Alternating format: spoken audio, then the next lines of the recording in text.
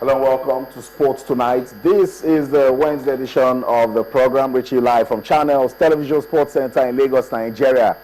We say it's always a delight to have you join us on this sporting ride. It's always an action-packed world of sports. So much going down as we speak. Action is ongoing in the UEFA Champions League. Who will win this first leg? Is it Barcelona or Bayern Munich? We'll talk about that later on the program. We'll also take a look at what's going down in Nigerian football. Of course, you know that's our specialty. We'll start right here at home. We'll talk table tennis in Nigeria, athletics in Nigeria, the Super Falcons, the Flying Eagles, so much coming out of football in Nigeria. We'll also talk about the Spanish La Liga. We're hearing news of a suspension in the league. What's going on? We'll also let you know what's going on in that. The Nigeria Professional Football League rescheduled matches were played today. No, just one match because there is another half for tomorrow. The game between Warrior Wolves and Dolphins will be played tomorrow. But today, it's a third straight away defeat for champions, Kano Pillars. They lost against 3SC by a single goal. Amount to in Ibitoye. That's why he's not sitting here. He found his way to Ibadan to see that game.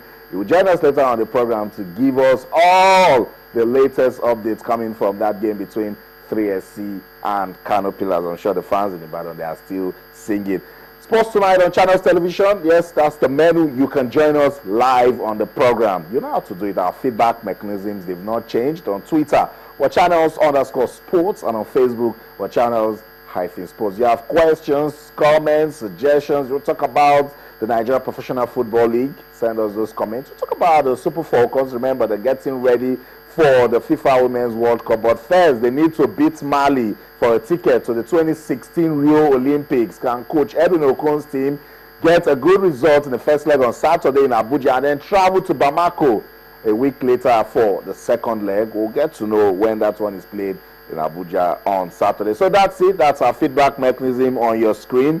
You can also be part of the program by, if you download the Channels TV app on your Android, your mobile phones, your iPad, you can just be part of the program live anywhere in the world. You can just download our apps and then join the action. Or stop by channelstv.com, click on the live stream, and you're part of the program. Remember, we started a campaign for Asisat Oshoala. She has been nominated for the BBC Women's Footballer of the Year award. Yes, among superstars such as Marta of Brazil. But guess what? With your vote, Asisat Oshoala can win that award. And that's our campaign we're doing to vote for Asisat Oshoala. Text 5 12345. Ignore 1234. Go to 5. Text 5 to the numbers on your screen, or just go to the BBC website, click on Women's Football, and then look for Asisat Oshoala. Click on Asisat Oshoala and then vote for her. We can give her that award. She is a fantastic footballer for Nigeria. Okay, we're talking about women's football, and they say it's ladies first. We will not break the rules. Cecilia Omorogbe joins us now. Cecilia, good to have you on the program. Thank you for having me. And I'm saying Asisat Oshoala can stun the likes of Marta, Kimlitu, and win that award. Yeah, definitely. It's obvious because right now she's the best in Africa. Of course, we all give her that, and for people to have recognized her, and for the fact that she's just 21, and for her to be nominated among the very best in the world, it shows that yes, Asisat definitely. I just have that confidence that she will get it, but it's left for Nigerians to actually go up there, and the numbers were just there on your screen. Text 5 to that number you saw on your screen, and of course you get to be one of those that actually ensure that Asisat got the vote that she needed. Or of course you can go to their website because it's the very first edition and she is there, so it's something we really need to celebrate. So if you know you're a fan of Asisat Oshoala, women's football in general, and of course for her to make Africa proud, it's a huge one coming from Africa, and she also the best player in Africa, best player in Nigeria, so she can also be best in the world. I totally agree. So that's it. That's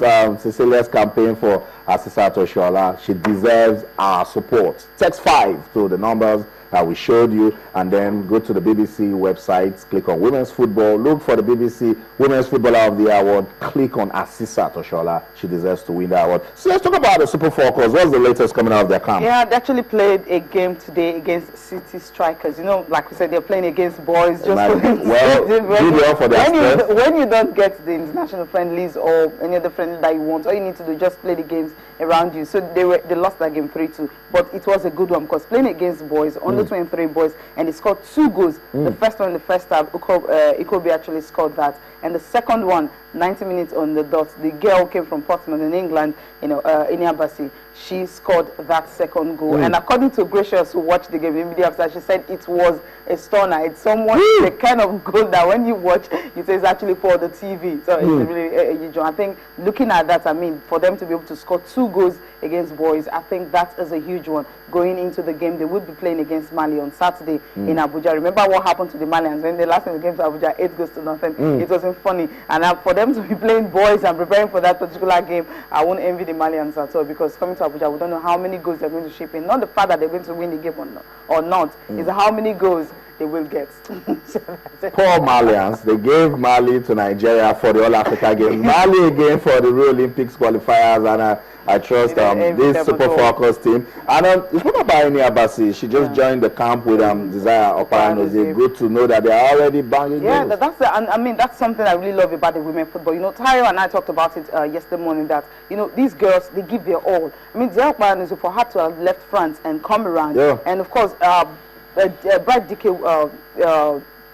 Courtney Dike she would have been here, but she's having exams. For Iniabasi, she had to postpone some of her exams, you know, she deferred some just for her to be here. You know, that's something, you look at that kind of team spirit, the hunger you see in them, and them being able to come to camp and join other girls, not minding the fact that half of the girls are actually home-based players, and you have a perpetual culture to also with them. I think with the kind of crop of players that we have, I think the Malians, like I said earlier, I definitely will not envy them, because you have top players that will be playing that game. But we just wait for how many players Edunokon will be featuring against the Malians. That's what we'll be waiting for. It's just going to be 18 players. Right now, you have close to about 28 players in camp because of the 2 girls that joined. But Gracious Kujobi, when I spoke to her before I came on the show, she said she's not sure if Evelyn will make it. But Evelyn is actually struggling to actually make it, because she said she had told the club if they release her, definitely she will be here. Yes, a lot of travel, but I think she should just stay put for the second leg, because that's when most of the girls are coming. Courtney Dike, all of them will be coming for the assistant Shola.